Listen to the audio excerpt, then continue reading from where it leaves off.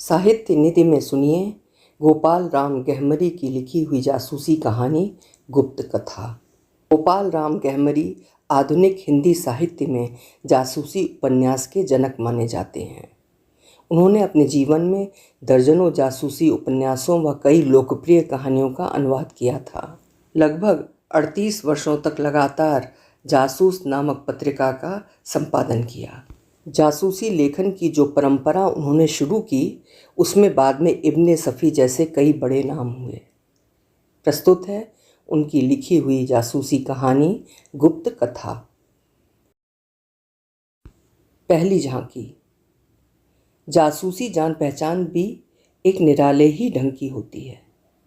हैदर चिराग अली नाम के एक धनी मुसलमान सौदागर का बेटा था।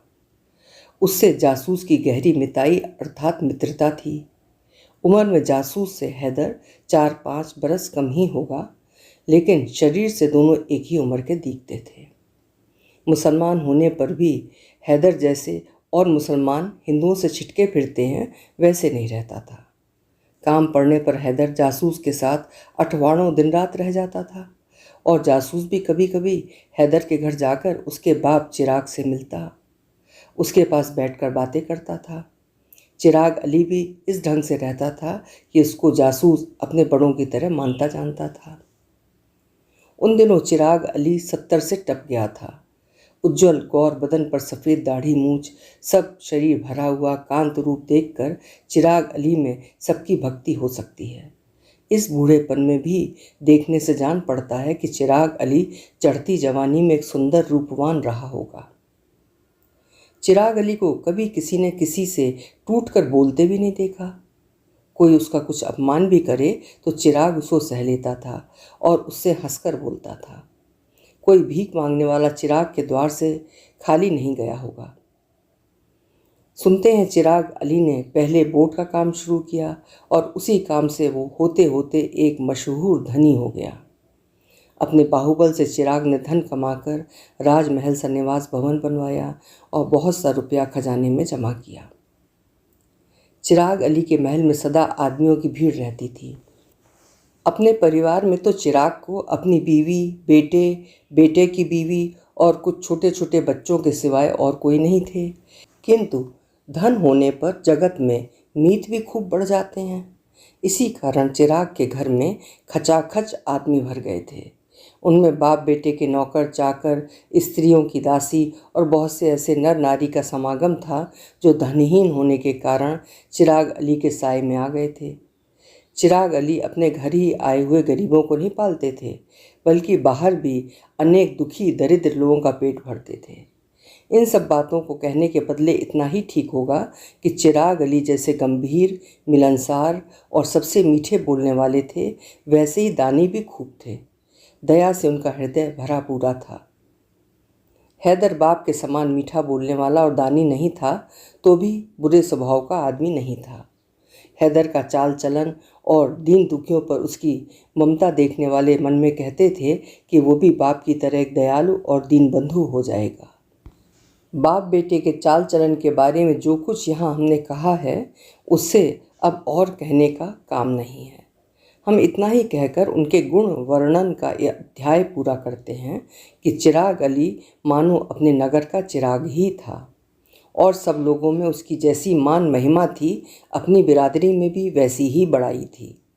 जहाँ कहीं जातीय सभा समाज भरती, वहीं चिराग अली को सभापति संपादक होना पड़ता। जहाँ कहीं किसी तरह का पंचायती मामला आता, वहाँ चिराग अली की राय के बिना उसका निपटारा नहीं होता था। मतलब ये कि हर तरह के काम में चिराग अली ही अगुआ थे। दूसरी झांकी। 2-3 महीने बाद जब जासूस बाहर का काम करके कलकत्ते पहुंचा, उसके दूसरे दिन सवेरे पौ फटते ही हैदर उसके पास आया। पहले जैसे वो जासूस मिलता था, आज उसका मिलना वैसा नहीं था। हैदर का चेहरा ही देखकर जासूस ने ताड़ लिया कि हो ना हो आज कुछ दाल में काला है। हैदर मुंह से बात करता है लेकिन भीतर धुकधुकी लगी है। आंखों से देखता है लेकिन उनमें पहले से ज्योति नहीं है। उसको देखकर जासूस ने पूछा, क्यों हैदर, आज तुम्हारा चेहरा ऐसा क्यों है? घर में सब कुशल तो है? पिताजी तो अच्छे हैं ना? हैदर ने कहा, आपका समझना ठीक है, मैं सचमुच बहुत दुखी हूँ और उस दुख को कहने के लिए ही आपके पास आया हूँ। मेरे बाप मरने की दशा को पहुँचे हैं, अब जान निकले कि तब। बस यही बात हो रही है। डॉक्टर वैद्य दवा करते हैं, सेवा के लिए भी नौकर चाकर उनको हाथों हाथ लिए हुए हैं, लेकिन किसी तरह उनकी बीमारी में बीच नहीं पड़ता। उनसे कोई हाल पूछे तो कुछ बतलाते नहीं। इतना ही कहते हैं कि अब के बचना नहीं है, चाहे कितनी ही दवा दारू करो। अब मेरा मरने का दिन आ गया है। अब कहिए क्या किया जाए। मेरी तो अकल ही काम नहीं करती। अभी मैंने सुना कि आप कल बाहर से आए हैं, इसी से दौड़ा हुआ आया हूँ कि उनका हाल सुनकर आप कुछ तदबीर बतलावेंगे। जासूस ने पूछा। अच्छा, उनको क्या हुआ है, सो कहो तो मैं अपनी राय पीछे कहूँगा। अच्छा आप सुनिए, मैं उनका सब हाल कहता हूँ, कहकर हैदर कहने लगा। 3 महीने हुए। एक दिन संध्या को पिता के पास बरामदे में बैठा था। इतने में एक बूढ़े मुसलमान मेरे पिता से मिलने आए। ज्यों ही आकर हम लोगों के पास की पड़ी कई कुर्सियों में से एक पर बैठे, त्यों ही उन्होंने पिताजी से कहा, क्यों, आप मुझे पहचानते नहीं हैं? पिता ने कहा, आपका चेहरा हमें याद तो आता है, लेकिन ये याद नहीं आता कि आपसे कहाँ मिले थे। जवाब में बूढ़े ने कहा, मैं एक बात बतला देता हूँ, उसी से आपको याद आ जाएगा। मैं आपसे बम्बई प्रदेश के गांव में मिला था। आपको वहाँ के अली भाई का नाम याद होगा। मैं भी वहीं रहता हूँ, मेरा नाम इब्राहिम भाई है। इतना सुनते ही पिताजी का चेहरा बदल गया। उन्होंने मुझे कहा, बेटा तुम थोड़ी देर को यहाँ से हट जाओ, मैं इनसे बात करूँगा। पिता की बात सुनकर मैं वहाँ से चला गया। फिर उन दोनों में क्या क्या बात हुई सो मैं नहीं जानता। उनकी उम्र पिता से ऊंची थी। सदा वो पिताजी के पास रहते थे, इसी से मैं उनका कुछ पता भी नहीं जान सका था। वो तभी से मेरे घर रहने लगे। उनको रहने को पिताजी ने एक कोठरी ठीक कर दी। उनके आराम को 2 नौकर भी दे दिए गए। पिता को कोई और आकर उसका पता पूछता तो इतना ही कहते कि वो लड़कपन के साथी हैं। पहले ही दिन की बात सुनकर मैंने इतना समझा था कि उनका नाम इब्राहिम भाई है और बम्बई की ओर किसी एक गांव के रहने वाले हैं। इसके सिवाय उनका और कुछ भी हाल मैं आज तक नहीं जानता। पहले पहल तो वो बहुत सीधे सादे से मालूम हुए, लेकिन जब वो पुराने हो चले तब उन्होंने अपना बड़ा रौब जमाया। हम लोगों को दबाने लगे, नौकर चाकरों पर बेकाम का हुक्म जारी करने लगे। जो उनका हुक्म नहीं माने वह मानने में देर करे, उसको पिता के सामने ऊंच नीच कहने के सिवाय मारपीट भी करने लगे। पिताजी उनका वो व्यवहार देखकर भी कुछ नहीं बोलते थे। इस कारण नौकर लोग सब सहने लगे। जिनसे नहीं सहा गया वो नौकरी छोड़कर चले जाने लगे। यहाँ तक कि बहुत से पुराने नौकर नौकरी छोड़कर चले गए। हम लोगों को उनके चले जाने से बड़ा दुख हुआ। पिताजी उस बूढ़े पर क्यों इस तरह दया करते थे, इसका कारण कुछ भी हम लोगों को मालूम नहीं हुआ। व्यापार का सब काम जिस नौकर के हाथ में था, उसको भी एक दिन बूढ़े ने बहुत ऊंच नीच कहा और बिना कसूर उसको इतना सताया कि उससे सहा नहीं गया। उसने अपना सब कुछ पिताजी से कह सुनाया। उस समय बूढ़ा भी पिताजी के पास बैठा था। पिताजी के सामने भी बूढ़े ने उसको बहुत सी बातों का बाण मारा। जब वहाँ भी पिताजी ने कुछ नहीं कहा, तब वो पुराना विश्वासी नौकर नौकरी छोड़कर उसी दम ये कहता चला गया कि अब इस दरबार में नौकरी करने का दिन नहीं रहा।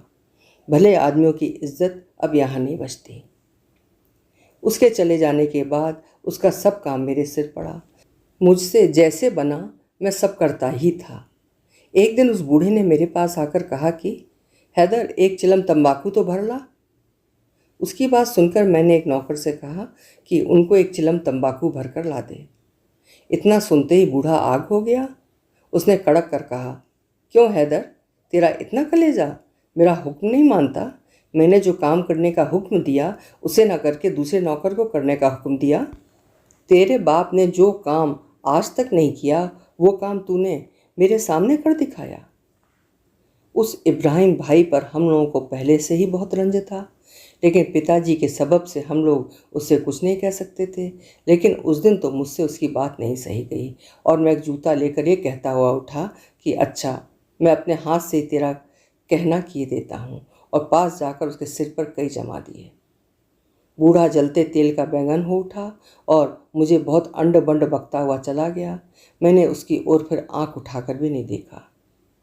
इस तरह उसको मेरे हाथ से पीटे जाते देखकर और सब लोग मन में कितने खुश हुए सो मैं कह नहीं सकता। इस घटना के कुछ समय पीछे पिताजी ने मुझे बुला भेजा। मैं जब उनके सामने गया तब देखा वो बूढ़ा भी वहीं उनके पास बैठा था। उसको दिखाकर पिता ने कहा, क्यों बेटा, तुमने इनको जूते से मारा है? मैंने कहा, हाँ पिताजी, अपमान से जब क्रोध के मारे नहीं रहा गया तब मुझे ऐसा करना पड़ा।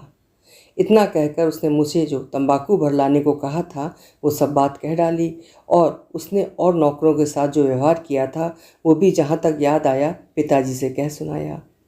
मेरी बात सुनकर पिताजी थोड़ी देर तक चुप रहे, फिर कहने लगे, ओह, तुमने बहुत खराब काम किया है। देखो, तुम्हारे एक चिलम तंबाकू भर देने से ही ये खुश थे तो उसको कर देने से ही सब बखेड़ा मिट जाता। तुमने वैसा ना करके बड़ा खराब काम किया है। पिता की बात सुनकर क्रोध के मारे मेरा शरीर कांपने लगा। मैंने बाप के सामने जैसी बात कभी नहीं कही थी वैसी बात कह डाली। मैंने उनकी बात से बिगड़ कर कहा, पिताजी, आपने कभी मुझे तंबाकू भरना तो सिखलाया नहीं, ना तंबाकू भरने का हुक्म दिया कि मैं उस काम को सीखता। फिर जो काम ऐसा नीच है जिसको मैंने कभी नहीं किया वैसा काम करने के लिए मुझे वो आदमी कहे जो पराया अन्न खाकर पेट पालता है। आप चाहे खुश हों या ना हों, मैं उसके कहने से ऐसा काम नहीं कर सकता। इतना सुनकर पिताजी ने कहा, अरे बेसहूर, तूने ऐसा खराब काम किया है जैसा कोई नहीं करेगा। जिनको मैं इतना आदर करता हूँ उनको तुमने जूते से मारा। उस पर अपने खराब काम और कसूर की माफ़ी तो क्या मांगेगा, उल्टे लंबा लंबा जवाब दे रहा है। तुमको समझना चाहिए कि तुमने जो जूते मारे वो उनके सिर नहीं पड़े, मेरे सिर पड़े हैं। तुमने उनको नहीं मारा, मुझको मारा है। अब तुमको चाहिए कि किसी तरह हाथ पांव पड़कर इनसे माफ़ी मांगो, नहीं तो तुम्हारे हक में अच्छा नहीं है। मैंने उनकी बात सुनकर कहा, मेरे हक में अच्छा हो या ना हो, लेकिन इस बात में मैं आपका कहना नहीं कर सकता। आप हमें बिल्कुल अनुचित हुक्म दे रहे हैं। इसकी मार से आप क्यों दुखी हैं वो मेरी समझ में नहीं आता। ये बड़ा नीच आदमी है। साधारण पाहुने की तरह घर में आकर ये अब अपने को घर का मालिक समझता है और हम सब लोगों को नौकर चाकर गिनता है। इसको अपनी पहली हालत याद नहीं है। अभी इसको मैंने इसकी करनी का पूरा फल नहीं दिया है। मैं आपके सामने कह देता हूँ, अगर ये फिर हमारे साथ इस तरह करेगा तो मैं आपके आगे ही इसे मारे जूतों के रंग दूंगा और उसी दम कान पकड़ के बाहर करूँगा।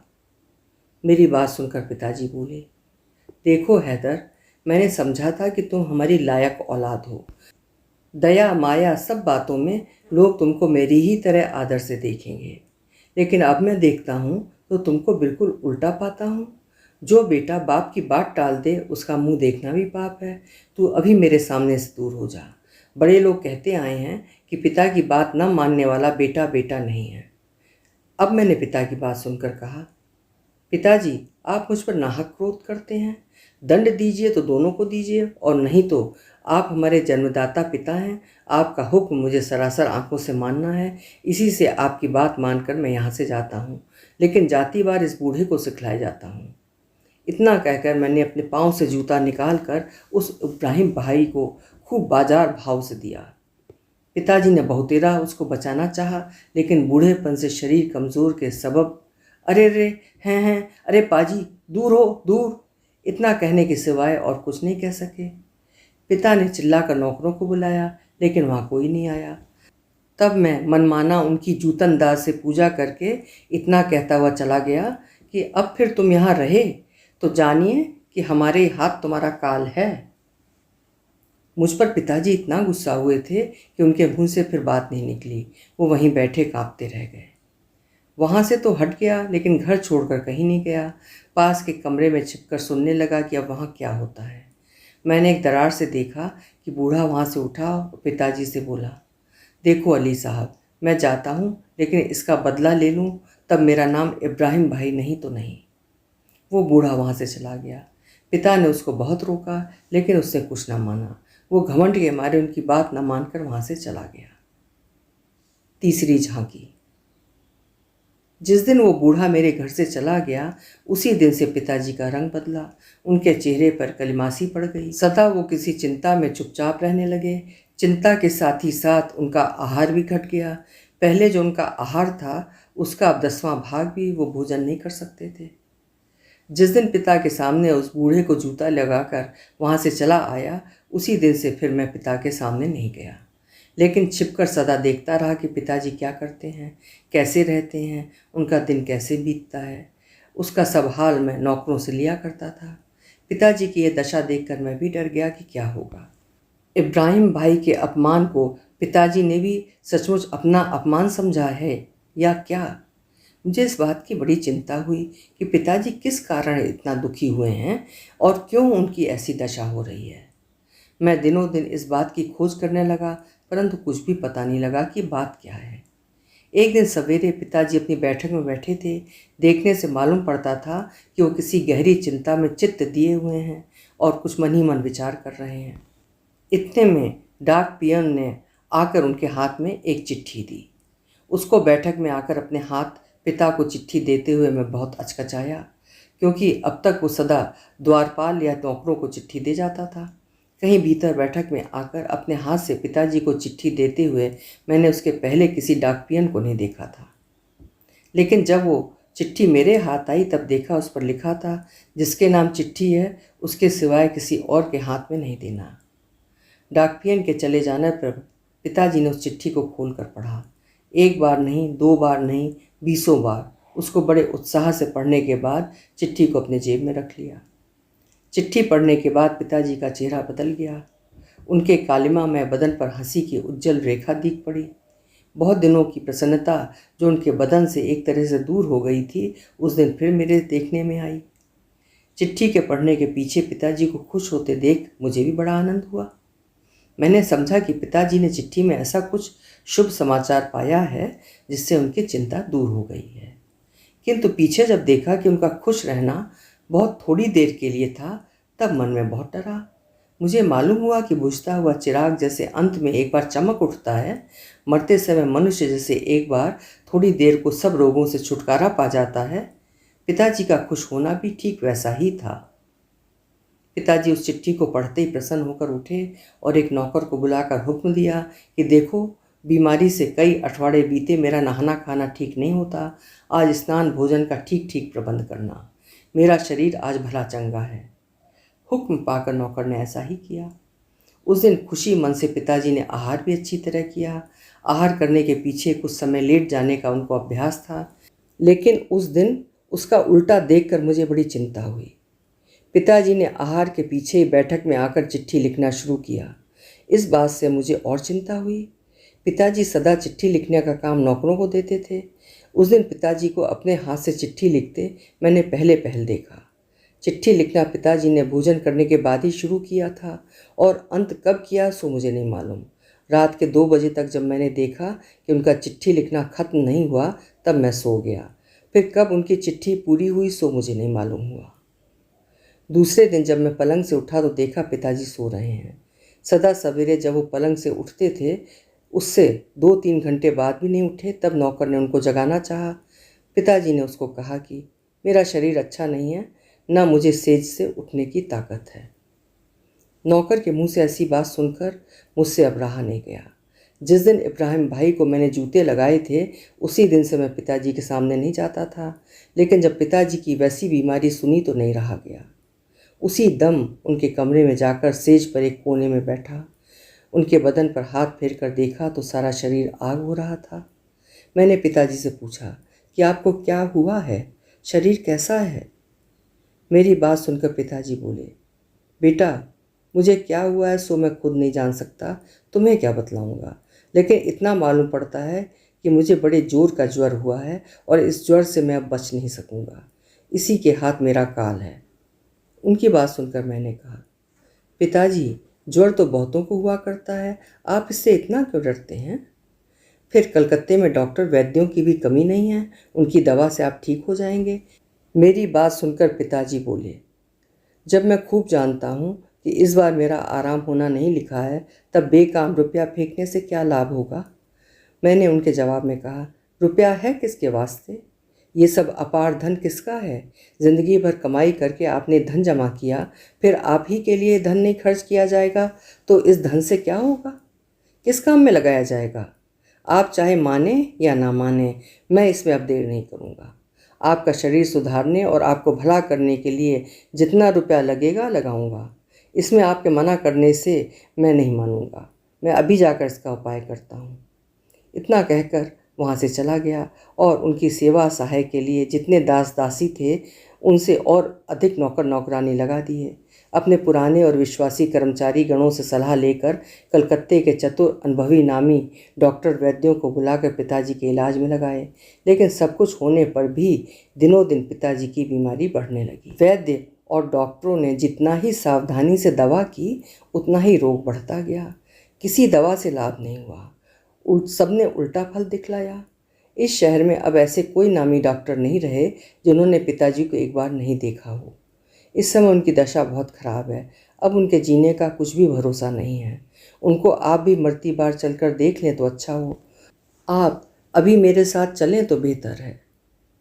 चौथी झांकी। हैदर की सब कथा कान देकर जासूस ने सुन ली। जासूस चिराग अली को बहुत मानता था। हैदर की बात सुनते ही उसी दम वहाँ से उठा और हैदर की गाड़ी में बैठकर उसके बाप से मिलने को चला। लेकिन रास्ते में जासूस को तरह तरह की चिंता होने लगी। चिराग अली के घर में इब्राहिम भाई का पाहुना होकर आना, चिराग अली का उसको देवता की तरह मानना, हैदर का उसको जूते लगाना, क्रोध में आकर इब्राहिम का वहाँ से चले जाना, इन सब बातों के साथ चिराग अली की बीमारी का कुछ संबंध है या नहीं, यही विचार जासूस के चित्त में आया। चिराग अली ने वो चिट्ठी कहाँ पाई, उसमें क्या लिखा था, उस चिट्ठी को पढ़ने के पीछे उसका रंग क्यों बदला था। फिर चिराग अली ने 2 बजे रात से भी अधिक समय तक बैठकर अपने हाथ से लिखा था, वो क्या था? उन्होंने जो चिट्ठी पाई थी उसी का उत्तर था ये क्या? अगर उसी का उत्तर था तो उसे उन्होंने उसके पास कैसे भेजा? मनी मन जासूस ने विचार कर हैदर से पूछा, तुम्हारे पिता को जो चिट्ठी मिली थी वो किसने भेजी थी? उसमें क्या लिखा था? इसका तुमको कुछ हाल मिला है? उस पत्र में क्या लिखा था, कहाँ से आया था, किसने उसको भेजा था? इस बात को जानने के लिए मेरी भी इच्छा हुई थी। यहाँ तक कि वो चिट्ठी मेरे पास आ गई, अब भी वो हमारे पास है, लेकिन उसमें क्या लिखा है सो अब तक मेरी समझ में नहीं आया।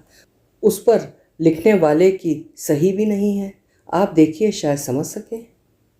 इतना कहकर हैदर ने एक चिट्ठी जासूस को दी। जासूस ने उस चिट्ठी को कई बार पढ़ा, लेकिन कुछ भी उसका मतलब नहीं मालूम हुआ। चिट्ठी में जो लिखा था, अली सब ठीक हो चुका है, अब कुछ देर नहीं है, तैयार हो जाओ, शहर बम्बई। जासूस ने उसे पढ़कर हैदर के हवाले किया और कहा, लो रखो, इस चिट्ठी में से तो कुछ भी इसका मतलब नहीं मालूम हो सकता। इतना जाना जाता है कि इस चिट्ठी के लिखने वाले ने तुम्हारे पिता से कोई काम करने के लिए कहा था। उसने उस काम को पूरा करके तुम्हारे पिता को लिखा है, लेकिन तुम्हारे पिता ने किसको किस काम के लिए कहा था, इसको जब तक आप नहीं बतलावेंगे तब तक जानने का कुछ उपाय नहीं है। इस चिट्ठी को पाकर जो तुम्हारे पिता खुश हुए थे, इसका कारण यही है कि उन्होंने अपने काम में सफलता सुनकर ही प्रसन्नता दिखलाई थी। इस चिट्ठी की लिखी बात से उनकी बीमारी का कुछ भी लगाव नहीं मालूम पड़ता। उन्होंने जो लंबी चिट्ठी लिखी थी उसके विषय में कुछ जानते हो? जानने का उपाय तो बहुत किया, लेकिन कुछ भी जान नहीं सका, हैदर ने बोला। अच्छा, आपने ये भी कुछ मालूम किया कि जिसके लिए वो चिट्ठी लिखी गई उसको वो भेजी गई या नहीं? जासूस ने पूछा। मैं जहाँ तक जानता हूँ, जिस रात को वो पूरी हुई उस रात को तो रवाना नहीं हुई, क्योंकि 2 बजे रात तक मैं खुद जागता रहा और बात का हाल नौकरों से पूछा तो उन्होंने भी ऐसी कोई बात नहीं कही जिससे उसका रवाना होना मालूम होता। तो मैं समझता हूँ उन्होंने जो कुछ लिखा था वो चिट्ठी नहीं थी। उन्होंने अपनी बीमारी से मरने का अनुमान करके अपने मरे पीछे अपनी संपत्ति का प्रबंध करने के लिए वसीयत लिखी होगी और उसे कहीं बाहर भेजा भी नहीं, उनके घर में ही कहीं पड़ी होगी। हैदर बोला, मैंने खूब ढूंढा लेकिन घर में उसका कहीं पता नहीं चला। दोनों में ऐसी ही बातें हो रही थीं कि गाड़ी हैदर के मकान के सामने आ पहुंची। 5वीं झांकी। हैदर और जासूस दोनों ही गाड़ी से उतरकर भीतर जाते हैं कि जनान खाने से रुलाई सुनाई दी। जाना गया कि हम लोग के वहाँ पहुँचने से पहले ही चिराग अली का शरीर छूट गया। चिराग अली को मरा जानकर जासूस लौट जाना चाहता था, लेकिन इस दशा में हैदर को छोड़कर जासूस से लौटते नहीं बना। आंसू संभालता हुआ जासूस हैदर के साथ कोहरामपुरी में गया, लेकिन वहाँ जाने पर मालूम हुआ कि चिराग अली के कमरे में जाने का कोई ढंग नहीं है। भीतर के महल से जिन स्त्रियों ने बाहर कभी पाँव नहीं रखा था, उन्होंने भी चिराग अली की बैठक में आकर चिल्ला चिल्लाकर आकाश फाड़ना शुरू किया है। नौकर चाकर सब अलग खड़े अपने आंसू पोंछ रहे हैं। महल में रहने वालों में कोई ऐसा नहीं जिसकी आंखों से आंसू न बहता हो। जासूस के साथ हैदर भीतर गया, लेकिन वहाँ की दशा देखने पर उससे अब रहा नहीं गया। अधीर होकर लड़के की तरह रोने लगा। अब हैदर को चुप कराना कोई सहज काम नहीं है। ऐसा समझकर जासूस ने 2-4 पुराने विश्वासी नौकरों को अलग बुलाकर समझाया और कहा कि स्त्रियों को कह दो जनाने में चली जाएं। चिराग अली के मरने की खबर सुनकर थोड़ी देर में यहाँ शहर के इतने आदमी आ जाएंगे कि तिल रखने की भी जगह नहीं बचेगी। बेहतर हो कि वो अब तुरंत भीतर चली जावें और उनका सब काम जैसा आपके यहाँ होता है किया जाए। उन नौकरों ने वैसा ही किया। सब स्त्रियों को भीतर भिजवा दिया। जब बैठक स्त्रियों से खाली हो गई, चिराग अली का शरीर बाहर लाया गया। उसको मुसलमानी धर्म के अनुसार पलंग पर रखकर अनेक लोग दफन करने को ले गए। साथ में हैदर भी गया। बैठक में अब अकेला जासूस ही रह गया।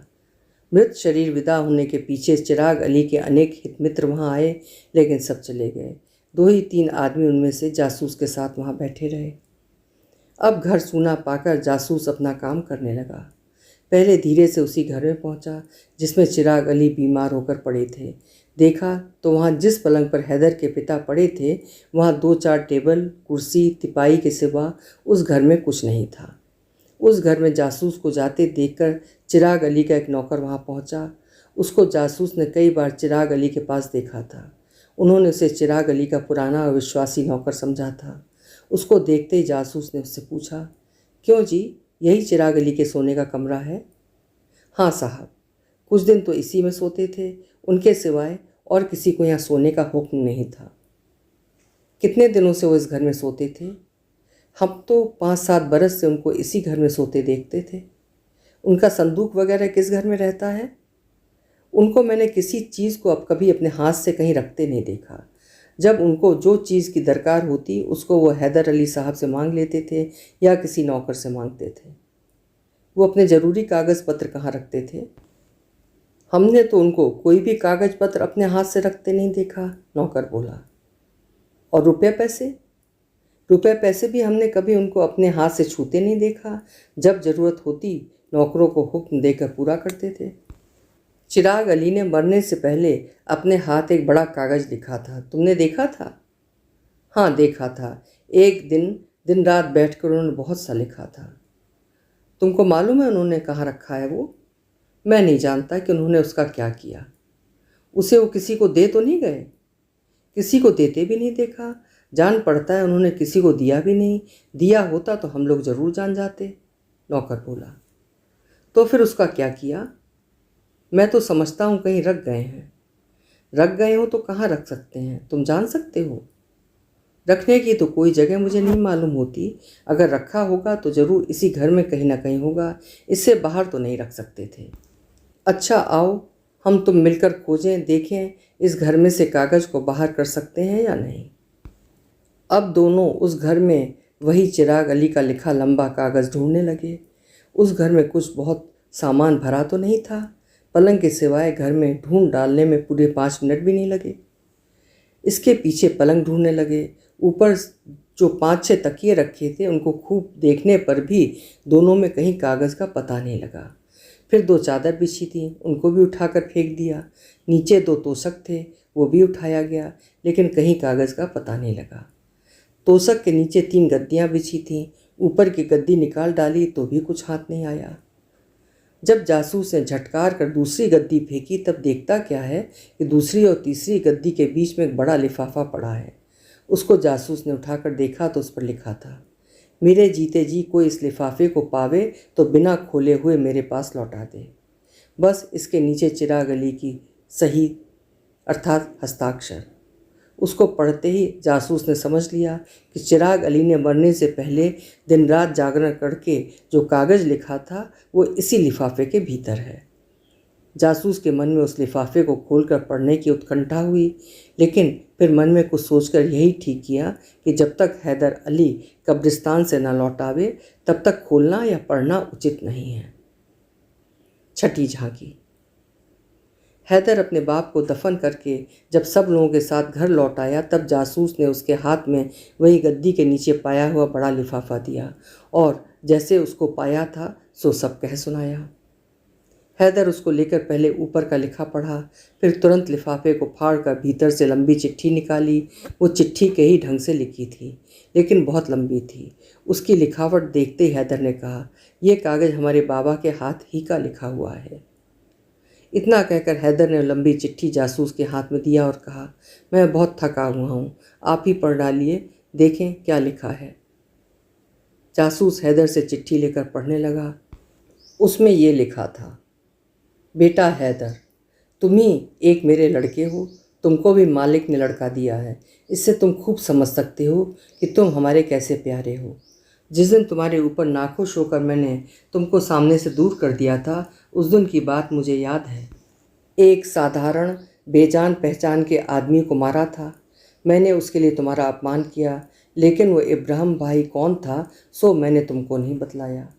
उसको मैं इतना क्यों मानता था, उसके अनेक बड़े बड़े कसूर मैं क्यों माफ़ कर डालता था, उसके समान आदमी का इतना आदर मैंने क्यों किया था, इसके बतलाने का उस दिन अवसर नहीं था। आज उन सब बातों के बतलाने का मौका आया है। मैं जानता हूँ कि वो तुम्हारे ऊपर बहुत जुल्म करते थे, हमारे बहुत पुराने और विश्वासी नौकरों को भी सताते थे।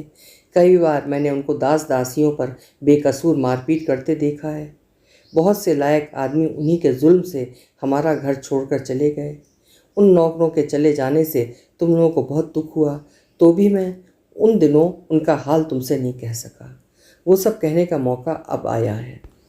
वो कौन थे और मैं उनके इतने अपराध क्यों सहता हूँ, ये सब तुम उन दिनों जान सकते तो उनके अपराधों की ओर तुम भी कुछ ध्यान नहीं देते। वो जो कुछ करते सब तुम भी चुपचाप देखते रहते, लेकिन ऐसा न करने से तुम इसमें कुछ भी कसूरवार नहीं हो। तुम्हारा इसमें रत्ती भर भी दोष नहीं है। मैं अब उनका सब हाल कहने के पहले अपनी ही कथा कहता हूँ, उसी से तुम सब समझ जाओगे। देखो बेटा, मेरा असल नाम चिराग अली नहीं है, ना मैं इस कलकत्ते में पैदा हुआ हूँ। मेरा असल नाम अली भाई है। बम्बई हाते का मदनपुर गांव मेरा जन्म स्थान है। इब्राहिम भाई जहाँ रहते हैं वहीं का मैं भी पैदा हुआ हूँ। मेरे बाबा कुछ बहुत मशहूर नहीं तो कोई साधारण आदमी भी नहीं थे। मैं किसी बहुत बड़े धनी के घर में पैदा ना होने पर भी जैसे धनी और कुमारगी लोगों लड़कपन में संग होने से चाल चलन बिगड़ जाता है, वैसी ही मेरी भी गति हुई। बेटा, मैं अपना ये सब हाल तुमसे कहते हुए शर्माता हूँ और मैं समझता हूँ तुम इस बात को समझते होगे, लेकिन क्या करूँ, मैं इन सब गुप्त बातों को तुमसे ना कह जाऊँ तो तुम जिंदगी भर संदेह में पड़े रहोगे। इसी से पिता को जो बात पुत्र से कहना लोकाचार से बाहर है, उसी को मैं आज कहता हूँ। जिस गांव में मैं रहता था वहाँ एक धनी जमींदार था। वो मेरे ही बराबर का एक लड़का छोड़कर मर गया। उन दिनों मैं 16 या 17 बरस का होऊंगा। मुझसे उस धनी पुत्र की मिताई अर्थात मित्रता थी। बहुधा धनी के लड़कों का चाल चलन जैसा होता है उसका भी ठीक वैसा ही था। फिर उसके साथ सदा रहने से मेरा चाल चलन वैसा ही बिगड़ जाएगा, इसमें क्या संदेह था। अपने बाप के मरने पर बहुत बड़े धन का मालिक होकर उसने अपना चाल चलन और बिगाड़ दिया। उसके साथ मेरे सिवाय और भी 2-4 कुमारगी थे। सबने मिलकर उसके धन से बड़ी मौज मारी और इतना कुकर्म करने लगे कि उस गांव में भले आदमियों की स्त्री पुत्र के साथ रहना कठिन हो गया। हम लोगों की आंख जिस गृहस्थ की बेटी बहन पर पड़ती थी, उसको छल से हो चाहे बल से हो चाहे धन से हो, किसी तरह बिना बिगाड़े नहीं रहते थे। हम लोग के दूत ऐसे लठ थे कि जिस कसम को कहो उसको तुरंत का तुरंत पूरा कर देते थे। इस तरह कुकर्म करते हुए हम लोगों को कुछ दिन बीत गए। किसी तरह हम लोगों का पापाचार नहीं घटा। जिस गांव में मैं रहता था उसके पास ही एक दूसरे गांव में हमारी ही जात का एक बहुत बड़ा धनी आदमी था। उसके एक सुंदरी जवान लड़की थी। उस सुंदरी पर हमारे उसी धनी मित्र की आंख पड़ी। उसको हाथ में लाने के लिए हम लोगों ने बहुत सी तदबीर की। जब किसी तरह मतलब नहीं निकला तब हम लोगों ने डाकूपना करना शुरू किया। एक दिन उस सुंदरी का बाप कहीं किसी काम से बाहर गया। उसके साथ उसके घर के और कई नौकर भी गए थे। हम लोगों ने जासूस लगा रखे थे। जिस दिन ये खबर मिली उसी रात को हम लोगों ने अपना मतलब पूरा करने की तैयारी की और ठीक आधी रात को हम लोग अपने साथियों सहित उसके घर में घुस गए और उस सुंदरी लड़की को लेकर आ गए। इस काम कर डालने के बाद बड़ा गोलमाल हुआ। उसके बाप खबर पाकर बाहर से लौट आया। घर आते उसने थाने में इत्तला की। पुलिस वाले कमर कसकर उस लड़की की खोज में निकले। उन्होंने खूब ढूंढ खोज करके पीछे थक कर रिपोर्ट की कि डकैती की इत्तला जो की गई थी वो झूठी बात है। उस धनी के घर पर डकैती नहीं हुई क्योंकि एक तिनका भी उसके घर का नहीं गया। जान पड़ता है कि उस धनी की विधवा सुंदरी पुत्री बाहर निकल गई है। उसको उस तरह में इत्तला करने में अपनी बेइज्जती उसने डकैती का बहाना करके इत्तला की है। उसका मतलब ये है कि पुलिस डाकुओं की खोज करेगी तो उसी में उस लड़की का पता लग जाएगा तो उसका काम निकल जाएगा। इधर हमारे धनी मित्र ने कुछ दिन तो उस जवान विधवा के साथ काटे। इतने में उनको एक और सुंदरी लड़की की बात किसी ने आकर कही। तब उन्होंने अपना मन उस ओर दिया और बहुत धन खर्च करके तो उस सुंदरी को हाथ में किया। जब ये दूसरी सुंदरी आई तब उस पहली विधवा सुंदरी पर से उसकी चाह हट गई, किंतु मैं उनको वहाँ से अलग ले जाकर अपनी स्त्री की तरह पालने लगा। मेरा उन दिनों ब्याह नहीं हुआ था, इस कारण उसी पर मेरा प्रेम दिनों दिन बढ़ता गया। होते होते मैं उसको अपनी ब्याही घरनी के समान ही मानने लगा और उसके कामों से भी ऐसा ही जान पड़ता था कि वो मुझे अपने स्वामी के समान मानती है। इसी तरह हम दोनों का 1 बरस बीत गया तो भी उसके बाप ने अपनी लड़की का कुछ पता नहीं पाया। वो लड़की भी बाप को अपना पता नहीं देना चाहती थी। इसी तरह कुछ दिन और बीतने पर मुझे उसके चाल चलन में कुछ खटका हुआ। धीरे धीरे ऐसे काम देखने में आए जिनसे मैंने समझ लिया कि मेरा संदेह बेजड़ पैर का नहीं है। जहाँ मैंने उसको रखा था वहाँ इसी इब्राहिम भाई का छोटा भाई यासीन रहता था। मुझे मालूम हो गया कि वो यासीन उस पापिन से मिला है। अब मैं मनी मन उस अभागिनी पर बहुत बिगड़ा और दोनों को कब पाऊंगा इसी से चिंता में दिन बिताने लगा। एक दिन मैं उस पापिनी से ये कहकर बाहर गया कि अब अपने मित्र के साथ दूसरे गांव को जाता हूँ, 3-4 दिन पीछे आऊँगा। बस घर से चलकर मैं उसी अपने मित्र के घर रात भर रहा। दूसरे दिन भी वहीं ठहरा रहा। जब रात हुई खाना खाकर मेरा मित्र सो गया, मैं एक बड़ी भुजाली लेकर वहाँ से चला जहाँ उस पापिनी को रखा गया था, लेकिन भीतर न जाकर दरवाजे पर चोरों की तरह छिपा खड़ा रहा। जब रात बहुत हो गई, गांव के लोग सो गए, सर्वत्र सन्नाटा छा गया। तब वो सुंदरी सांपिन घर से बाहर निकली और दरवाजे पर आकर खड़ी हुई। उसके थोड़ी ही देर बाद यासीन भी अपने घर से आया। तब दोनों एक साथ घर में घुस गए, दरवाज़ा बंद कर लिया। मैं पीछे की दीवार टप कर भीतर गया। आंगन से दालान में पहुंचता हूं कि सामने ही यासीन मिला। अपने हाथ की भुजाली से मैंने उसको इतनी जोर से मारा कि वो वहीं गिर गया। यासीन को गिरते देखकर पापिन चिल्ला उठी। मैंने उसी दम उसको भी काट कर उसका काम तमाम किया और दोनों की लाश पास ही पास रखकर बाहर आया तो देखता हूँ मोहल्ले के बहुत से आदमी दरवाजे पर खड़े हैं। जब मैं बाहर निकला तब वे सब लोग मुझे पकड़ने दौड़े, लेकिन हाथ में छुरी देखकर कोई पास नहीं आया। मैं अपनी जान बचाकर जल्दी से भागा, लेकिन पीछे से किसी ने आकर मेरे हाथ पर ऐसी लाठी मारी कि भुजाली धरती पर गिर गई। तब मुझे खाली हाथ पाकर कई और दौड़ने वालों ने पकड़ लिया। होते होते पुलिस को खबर मिली और मुझे हथकड़ी डालकर उसने हवालात में बंद किया। मैंने तो अपनी समझ में उन दोनों को जान से मारकर छोड़ा था, लेकिन जब मैं हवालात में गया तब सुनने लगा कि यासीन और वो पापिनी दोनों जीते हैं। थोड़ी देर बाद किसी ने आकर कहा कि अब दोनों ही मर गए। 2 खून करने के कारण मेरे ऊपर मुकदमा हुआ। इन्हीं दिनों उस कुकर्मिनी के बाप को भी खबर मिली। उसने भी सरकार में नालिश की। अब मेरे ऊपर यह अपराध लगा कि मैंने ही उसके घर में डाका डालकर उस लड़की को चुराया था और अब मैंने उसका खून किया है। बस उसका बाप कचहरी में खड़ा होकर मेरे ऊपर मुकदमा साबित करने की तन मन धन से तदबीर करने लगा। उधर यासीन का खून करने के कारण उसका भाई यही इब्राहिम अपने भाई का बदला लेने के लिए पैरवी करने लगा। मैं हवालात में पड़ा सड़ने लगा। पेशी पर पेशी बढ़ते बढ़ाते बहुत दिनों पीछे मुकदमा चला। मेरे बाप ने खूब धन खर्च करके मुझे बचाने के लिए बड़े नामी वकील बैरिस्टर खड़े किए। मेरे उस धनी मित्र ने भी खर्च के लिए हाथ नहीं खींचा। उसने भी मुझे बचाने के लिए बड़ी मदद की, लेकिन किसी का किया कुछ नहीं हुआ। कसूर साबित होने से जज ने मुझे फांसी पर लटकाने का हुक्म दिया। मेरा विचार जिले में नहीं हुआ, जज साहब दौरे में थे। मेरा विचार भी एक गांव में ही हुआ।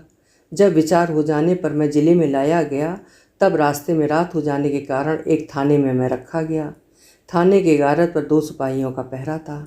जब रात बहुत हो गई, ठंडी हवा चली, नसीब की बात कौन जानता था, दोनों पहरेदार वहीं सो गए। जब मैंने गारद के भीतर से ही उनको नींद में देखा तो झट जोर से हथकड़ी अलग कर ली। इसमें मेरे हाथ का चमड़ा बहुत कट गया था। हथकड़ी उसी गारद में छोड़कर बाहर आने की चिंता करने लगा, लेकिन खूब अच्छी तरह देखने पर मालूम हुआ कि गारद से बाहर होने का कहीं रास्ता नहीं है। जो है वो बंद है, उसमें फाटक नहीं, लोहे की छड़ लगे हैं और उसी के बाहर दोनों पहरेदार नींद में पड़े हैं। मैंने उन छड़ों में से एक को पकड़कर हिलाया तो हिलने लगा। मालूम हुआ कि जिस चौखट में वो जड़े हैं वो सड़ गया है। मैंने जोर से एक छड़ को खींचा तो वो सटाक से काट से अलग हो गया। एक ही छड़ के निकल जाने पर मेरे निकल भागने की जगह हो गई। मैं गारद से बाहर निकलकर भागा। बाहर तो भागा, लेकिन पहरे वाले सिपाहियों में से एक की नींद खुल गई। असामी भागा, असामी भागा चिल्लाते हुए दोनों मेरे पीछे दौड़े। मैं भी जितना जोर से बना जी छोड़ कर भागा। कांटे कुछ कैसे क्या पाँव के नीचे पड़ते हैं कुछ भी मुझे ध्यान नहीं रहा। जिसको फांसी पर चढ़ने की तैयारी हो चुकी है उसको जान का क्या लोभ। मैं उस अंधेरी रात में ऐसा भागा कि पीछा करने वालों को मेरा पता नहीं मिला। मैं भागता हुआ एक जंगल में घुसा। फिर थोड़ी देर दौड़ने पर वो जंगल भी समाप्त हो गया। मैं फिर मैदान पाकर उसी तरह दौड़ता गया और बराबर रात भर दौड़ता रहा। दौड़ते दौड़ते जब सवेरा हुआ तब मुझे एक सघन जंगल मिला। मैं उसी में घुस गया। मुझे ये नहीं मालूम हुआ कि रात भर में कितना चला हूँ। जब दिन निकल आया उसी जंगल में दिन भर पड़ा रहा। जब सूरज डूब गया फिर मैं बाहर हुआ और पहली रात के समान बराबर रात भर चलता गया। 2 रात बराबर चलने पर जी में अब भरोसा हुआ कि मैं बहुत दूर चला आया हूँ। जब सवेरा हुआ तब फिर मैं जंगल में नहीं गया। दिन निकलने पर मुझे एक बस्ती मिली। मैं एक गृहस्थ के द्वार पर गया। उसने मुझे पाहुन की भांति आदर दिया। कई दिनों बाद उस गृहस्थ का अन्न खाकर मैंने विश्राम किया। पूछने पर मालूम हुआ कि मैं अपने यहाँ से 40 कोस दूर आ गया हूँ। दिन भर विश्राम करके फिर वहाँ से चला और जब सवेरा हुआ ठहर गया। अब मैंने अपना फ़कीरी वेश कर लिया। हाथ में दरियाई नारियल लेकर भीख मांगता राह काटने लगा। जहाँ कहीं सदावर्त या धर्मशाला मिलता वहीं पेट भर खाना खाता और रात काट कर सवेरे चल देता। इस तरह 6 महीने चलने के बाद मैं कलकत्ते आ पहुँचा। जब मैं कलकत्ते में आया, जब मैं भीख से मेरे पास 25 रुपये बच रहे थे। कलकत्ता उन दोनों मेरे लिए बिल्कुल बेज़बान पहचान का शहर था। मैं दिन भर घूमता रह गया, रात भर घूमा, लेकिन कहीं ठहरने की जगह नहीं मिली। कोई जान पहचान का आदमी नहीं था। बम्बई की ओर के बहुतरे मुसलमान यहाँ देखने में आए, लेकिन मैं पकड़े जाने के डर से उनके पास नहीं गया। फ़कीरी वेश में घूमकर मैंने समझ लिया कि धनी बस्ती से बाहर छप्पर के मकानों में भाड़े पर कोई जगह लूँ तो 2-3 रुपये महीने खर्च करके बैठने को ठौर पा सकता हूँ। चौथे दिन मैंने एक मुसलमान घर पर जाकर बाहर के दरवाजे के पास ही एक कोठरी 1.25 रुपये महीने भाड़े पर पाई। जब मैं घर में रहने लगा तब मैं अपना फ़कीर रूप छोड़कर साधारण मुसलमान बन गया, लेकिन अपना पहले का पहनावा नहीं पहना। कलकत्ते के साधारण मुसलमानों के वेश में मैं वहाँ रहने लगा।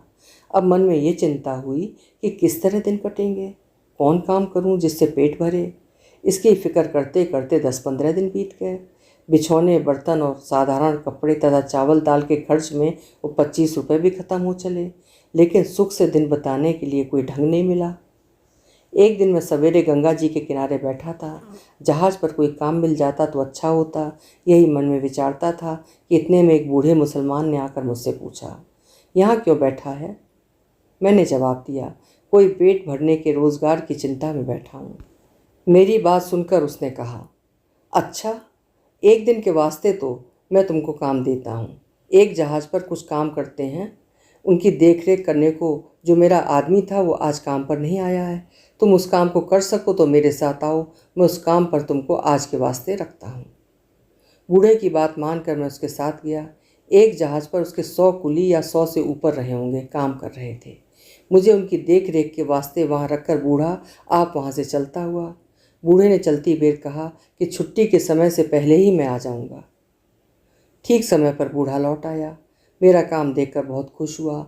उस दिन और दिनों से उस बूढ़े का ड्योढ़ा काम हुआ। सब कुलियों को मजदूरी देकर बूढ़े ने विदा किया और मुझे 1 रुपये देकर उसी काम पर 20 रुपये महीने पर नौकर रखा। मेरे काम से वो दिनों दिन खुश होता गया, यहाँ तक कि मैं 5 बरस तक बराबर वहाँ काम करता रहा। 5वें वर्ष उसने मेरा 50 रुपये वेतन कर दिया था। उसी साल वो मर गया। उसका काम भी उसके मरने से बंद हो गया। मेरे पास जो रुपए जमा हो गए थे उससे मैंने एक बोट खरीदा और उसको भाड़े पर चलाने लगा। उससे मुझे खूब लाभ हुआ, यहाँ तक कि एक के बाद एक मैंने 10 बोट खरीदे और उनसे मुझे इतनी आमदनी हुई कि मैं धनी हो गया। मेरी गिनती नामी महाजनों में होने लगी। मैंने छप्पर का घर छोड़कर पक्का 6 मंजिला मकान लेकर उसमें ऑफिस खोला। उन्हीं दिनों मैंने अपना ब्याह किया। मेरा दिन ऐसा फिरा कि धन लाभ के साथ ही तुम्हारा भी जन्म हुआ। अब मेरा कारोबार खूब बढ़ गया। मैंने कलकत्ते में आते ही अपना नाम बदल लिया था। वही नाम यहाँ के सब लोग जानते हैं। मैं फांसी का असामी हूँ। गारस से हथकड़ी तोड़कर भाग आया हूँ, सो यहाँ कोई नहीं जानता। मैंने यहाँ से अपने बाप माँ को लिख भेजा कि मैं मरा नहीं, भाग आया हूँ। यहाँ अच्छी तरह हूँ, वहाँ आऊँगा नहीं, न तुम लोगों से भेंट करूँगा, लेकिन तुम लोगों को रुपए भेजता जाऊँगा, चिट्ठी भी नहीं लिखूँगा। मैंने उसके बाद फिर उन लोगों से भेंट नहीं की और चिट्ठी भी नहीं लिखी। हर साल इतना रुपया भेज देता था कि इनको किसी तरह की तकलीफ़ नहीं होती थी। रुपए मैं कलकत्ते से नहीं भेजता था, कभी मद्रास, कभी रंगून, कभी और कहीं किसी दूर शहर में जाकर वहीं से डाक में रुपए भेजता, फिर यहाँ चला आता था। इतने दिन मेरे इसी तरह यहाँ सुख से कटे, किसी को कुछ पता नहीं चला। लेकिन न जाने कैसे मेरी खबर पाकर इब्राहिम भाई यहाँ चला आया। समझ गए होंगे कि मैं क्यों उसको इतना मानता और उसका सब सहता था। अब वो यहाँ से बिगड़कर बम्बई गया है और वहाँ की पुलिस से सब हाल बताकर उसने मुझे चिट्ठी लिखी है। पुलिस अब तुरंत यहाँ आवेगी और मुझे पकड़कर बम्बई ले जाएगी। वहाँ मुझे फांसी तैयार है। बेटा हैदर, यही हमारा गुप्त भेद है। पुलिस जब यहाँ आएगी तब चुपचाप व्यर्थ मनोरथ होकर लौट जाएगी, क्योंकि मैं यहाँ नहीं रहूँगा, इस कारण कि यहाँ कुछ गोलमाल होना तुम्हारी मान मर्यादा में बट्टा लगावेगा। मैं यहाँ नहीं रहूँगा। अब मेरा मरने का समय आया है। मैं खुशी से संसार छोड़ता हूँ। बेटा, मुझे विदा कर दो। तुम्हारे वास्ते जो कुछ चाहिए मैंने सब कर दिया है। तुम मेरी तरह किसी कुकर्म में न फंसो, मैं यही चाहता हूँ। पूरी चिट्ठी पढ़कर सब लोग चकित हुए। जासूस ने मन में कहा, ओफ, क्या भयानक लीला है। ये बूढ़ा भी गजब का आदमी था। इसके 15 दिन बाद बम्बई से पुलिस के आदमी आ पहुँचे। जब उन्होंने सुना कि अली भाई उर्फ चिराग अली अब जगत में नहीं हैं, तब दुखी होकर सब लौट गए। अभी आप सुन रहे थे हिंदी साहित्य में जासूसी कहानियों के जनक कहे जाने वाले गोपाल राम गैमरी की लिखी हुई कहानी गुप्त कथा। स्वर दिया था मैंने, यानी सीमा सिंह।